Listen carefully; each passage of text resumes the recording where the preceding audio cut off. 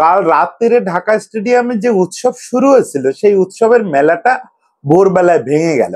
একে একে আমাদের ফুটবলাররা কেউ বাড়ির পথে, কেউ তার গ্রামের বাড়ির পথে, কেউ ভিন দেশে রওনা দিল। এই রওনা দেওয়ার পথে এয়ারপোর্টে আমাদের হামজা চৌধুরী মুখোমুখি হলো সাংবাদিকদের। সেখানে সে বলল যে তার খুব কষ্ট হচ্ছে। এই যে লম্বা সময় সে তার টিমমেটদের সঙ্গে কাটাইছে, এখানে এই যে ভক্তদের মাঝখানে কাটাইছে, সবাইকে ছেড়ে যেতে তার খারাপ লাগতেছে। আপনি এটা কল্পনা করতে পারেন? ঠিক একই রকম অনুভূতি নিয়ে সমিত সোম সিলেটে যাচ্ছে, ওখান থেকে ফ্লাই করে চলে যাবে কানাডায়। মুখটা কালো করে সবাই চলে যাচ্ছে। আজকে থেকে 1 বছর আগে এরা কেউ এই ঢাকা শহরটা দেখে নাই। এই সমিত সোম বলেন, এই হামজা চৌধুরী বলেন, এই বাবারে জড়ায় ধরে হাউমাউ করে কাঁদতে থাকা জায়ান, এই ছেলে পেলে এরা কেউ ঢাকা শহরটাই দেখে নাই। ঢাকা কি জিনিস, বাংলাদেশ কি জিনিস কিছুই জানতো না। সেই ছেলেগুলো, সেই মানুষগুলো আজকে দেশ ছেড়ে যেতে কষ্ট পাচ্ছে। এইটারই বলে যে বাঁধনে আটকে যাওয়া। আমি আজকে সকালবেলায় উঠে যে জিনিসটা সবচেয়ে উপলব্ধি করলাম, কালকে ম্যাচের পরে সেলিব্রেশনের সময় বারবার মনে হচ্ছিল যে আমরা আসলে একটা ম্যাচ জিতে নাই, আমরা নতুন একটা জগতে প্রবেশ করে গেলাম, একটা সম্ভবত ইতিহাসের বাঘ দেখলাম আমরা। এইটার ভেতর দিয়ে আমরা একটা বাংলাদেশ টিম হয়ে উঠলাম, এরকম একটা সম্ভাবনা আমি দেখতেছি। তো আজকে সকালে উঠে আমার মনে হলো যে তারও আগে যেটা ঘটছে, যে আমাদের খেলোয়াড়রা সবাই দেশে থাকা বা বিদেশ থেকে আসা সব খেলোয়াড়রা সবাই একটা বাঁধনে আটকে গেল। এই বাঁধন থেকে এদের মুক্তি পাওয়া আর ইহ জন্মে সম্ভব না। এরা খেলা ছাড়বে, অবসর নেবে, কিন্তু বাংলাদেশ থেকে এরা আর মুক্তি পাবে না। এরা এই বাঁধনে ঢুকে গেছে। আজকে একটু এই বাঁধনের স্বরূপটা বলি, যে বাঁধনটা কিভাবে এদের আটকালো এবং এই বাঁধনটা আমাদের ঐতিহাসিকভাবে কোন জায়গায় নিয়ে যেতে পারে। আজকে সকালে আমার মিরপুর স্টেডিয়ামে থাকার কথা ছিল, মিরপুর শেরে বাংলা স্টেডিয়ামে। বিসিবি কর্তৃপক্ষকে অনেক ধন্যবাদ যে তারা একাধিক মাধ্যমে কেউ আমাকে সপরিবারে, কেউ আমাকে ব্যক্তিগতভাবে দাওয়াত করছিলেন মুশফিকের এই 100তম টেস্ট দেখার জন্য। আমার আগ্রহ টের পেয়েই তারা দাওয়াত করছিলেন। শত সমালোচনার পরেও তারা যে এই সম্মানটা দিচ্ছেন, যেটা আমার জীবনে খুব একটা পাইনি, এই জন্য আমি খুবই কৃতজ্ঞতা জানাই। কিন্তু আসলে শারীরিক কারণে শেষ পর্যন্ত মিরপুরে যাওয়া হয় না। এই সবচেয়ে বড় কথা, আমি এই আহ মানে কালকে রাতের জয়টার হ্যাং ওভার কাটাইতে পারতেছি না। আমার বারবারই ওই দৃশ্যগুলো চোখের সামনে ভেসে উঠতেছে, যে কিউবা মিশেল পুরো ম্যাচটা নামার সুযোগ পেল না, অথচ ম্যাচের ডাইং মোমেন্ট থেকে শুরু করে ম্যাচ জেতার পর থেকে সে শুধু গ্যালারির দিকে তাকায় এরকম উল্লাস করতে বলতেছে, উল্লাস করতে বলতেছে। ডাইং মোমেন্টে ওটার অর্থ কি ছিল? যে আমরা যেন লিড ধরে রাখতে পারি, এই জন্য দর্শকের আওয়াজটা কাজে লাগবে। তারপরে যখন সে জিতে গেল, সে কেমন যেন ওই একটা লুপে ঢুকে গেছে। সে এরকম করতেছে, এরকম করতেছে, যারে দেখতেছে তার সামনে গিয়ে ওরকম এনজয় করতেছে।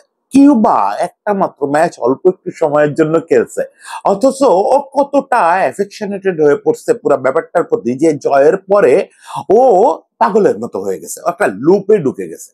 জায়ান ছেলেটার কথা ভাবেন, মাত্র কমাস আগে বাংলাদেশে প্রথম আসলো। ও ম্যাচ জেতার পরে গ্যালারিতে ওর বাবা ছিলেন, ওর বাবার কাছে গিয়ে ওর বাবারে জড়ায় ধরে ওর বাবাও কাঁদতেছেন, ও কাঁদতেছেন।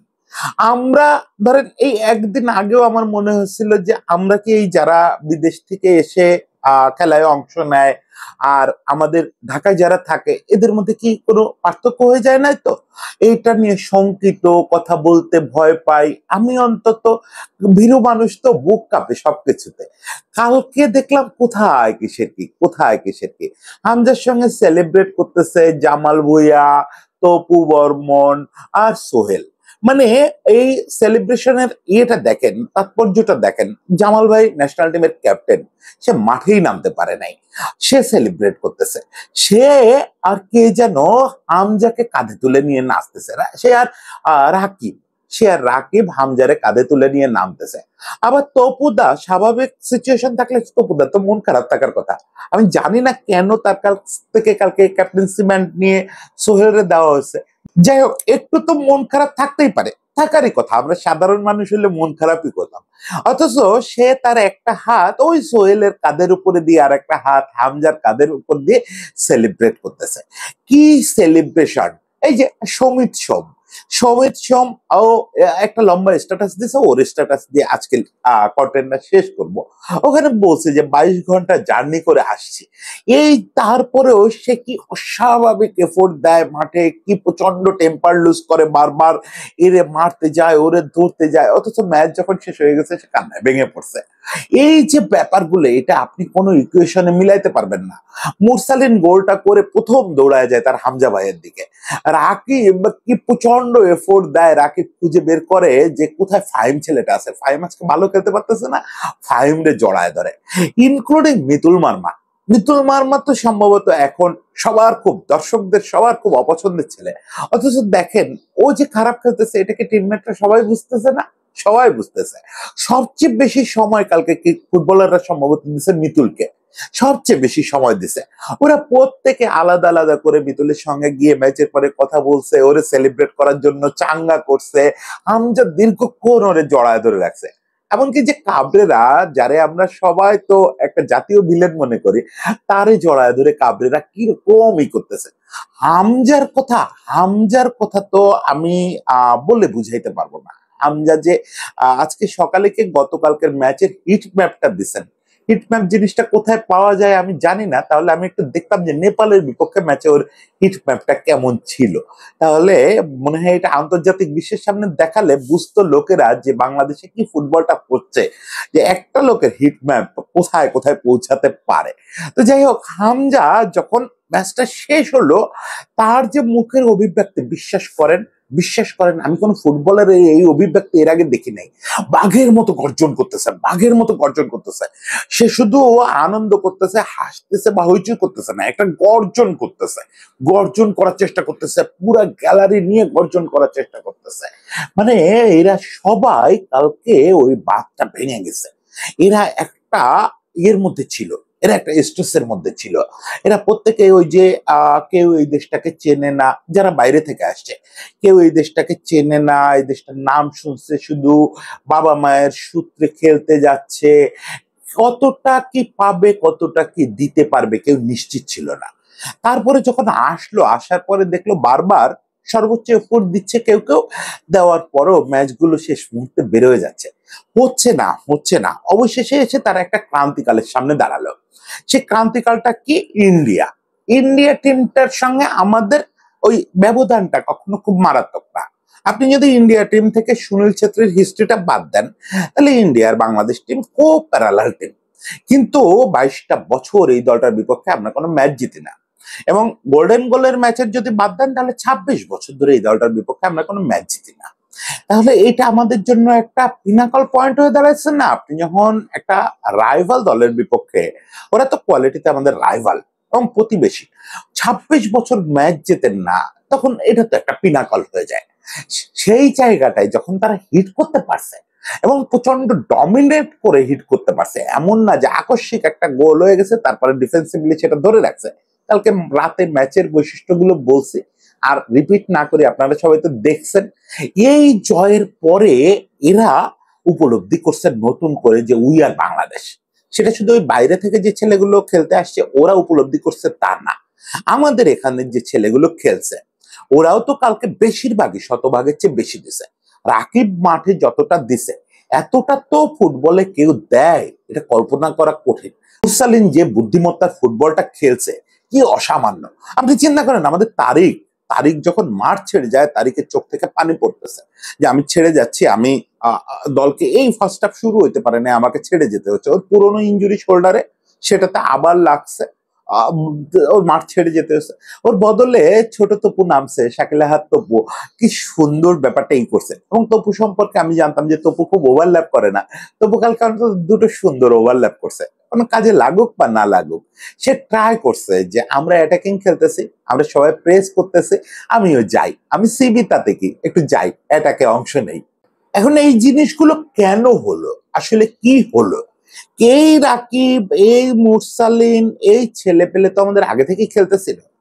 এই জামালরা আসলো, জামালদের হাতে কি কোনো আলাদিনের প্রদীপ আছে যে কারণে পুরো টিমের সবাই একদিনে টিম হয়ে গেল, এরকম একটা ইতিহাসের বাঁকে চলে আসলো তারা? এটা কি হলো? হলো আসলে যে ঘটনাটা, সেটা বারবার আমি যেটা বলি যে দর্শক, ফ্যান, এই যে দর্শক, দর্শক আসলে বাঘটা বদলায় দিল। দর্শক আজকে কিভাবে আমাদেরকে একটা পতিত ফুটবল অবস্থা থেকে এখানে আনছেন, সে গল্প তো আমি একাধিকবার করছি, প্রয়োজনে আরো 1000 বার করব, যদি বেঁচে থেকে আরো 1000 বার করব। এটা পৃথিবীর বিরল একটা দেশ, যে দেশটাকে আপনি সাফল্যের মানচিত্রে কোথাও খুঁজে পাবেন না, কিন্তু তারপরও দেশটার খেলাধুলাকে বাঁচায় রাখছে একটা অদ্ভুত উন্মাদনা দিয়ে দর্শকরা, অদ্ভুত উন্মাদনা দিয়ে, যে কিছু পাবে না তারা জানে, তারপরও ঘরের খেয়ে কোনো ক্রমে ওই মেস ভাড়ার টাকা এনে সেই টাকা দিয়ে ইন্টারনেটের কানেকশন নিয়ে রাত জেগে ইউরোপের খেলা দেখে, দিনের বেলা আবার টিকিটের জন্য লাইন ধরে গুতোগুতি করে মাঠে যাওয়ার চেষ্টা করে। সবাই তো মাঠে যেতে পারে না, রাস্তায় মিছিল করে, এরা ফেসবুকে লড়াই করে ফেলে। সেই লড়াইয়ের আউটপুট কিন্তু আজকে বাংলাদেশের টিম হয়ে ওঠা। একটা তো ওরা কিভাবে এই যে আমাদের অরিজিন ফুটবলারদের আনায় ভূমিকা রাখছেন আমাদের ফ্যানরা, সেটা তো আপনারা জানেন। আজকে সবচেয়ে বড় কথা, যখন মাঠে এই খেলোয়াড়রা দেখতেছে যে এরকম ভাবে আমাদের জন্য জীবন দিয়ে দিচ্ছে, আমাদেরকে মাঠে দেখার জন্য, আমাদের জন্য তারা খেলোয়াড়রা, ফ্যানরা এরকম করতেছে, এরকম উন্মাদনা করতেছে, তখন আসলে এটার প্রভাব প্রতিটা খেলোয়াড়ের উপরে পড়ে। দেখেন, আমাকেও যদি এরকম একটা জার্সি পরায় আপনি পিছে দাঁড় করান, এবং আমি যদি ফিল করি যে আজকে 18 কোটি মানুষের প্রতিনিধি হয়ে এখানে এই যে 30-35 হাজার মানুষ আসছেন, এরা সবাই পারলে জীবন দিয়ে দেয় আমার জন্য, তখন আমিও হয়তো, আমি তো হাঁটতে পারি না, আমি দৌড়ানোর চেষ্টা করব। এই ডিফারেন্সটা খুব মারাত্মক ডিফারেন্স। ওই যে কালকে রাতেই তো হামজা প্রেস কনফারেন্সে বলছে, তারা জিজ্ঞেস করা হয়েছিল এফএ কাপ জয় নাকি আজকের এই ম্যাচটা জয়, এই দুটোর মধ্যে কোনটারে আগায় রাখবেন। দেখেন, ফুটবলীয় অর্থে যদি বলেন, তাহলে এফএ কাপের 780 কিলোমিটার দূরে যাওয়ার সুযোগ দেয় বাংলাদেশের কোনো ম্যাচের।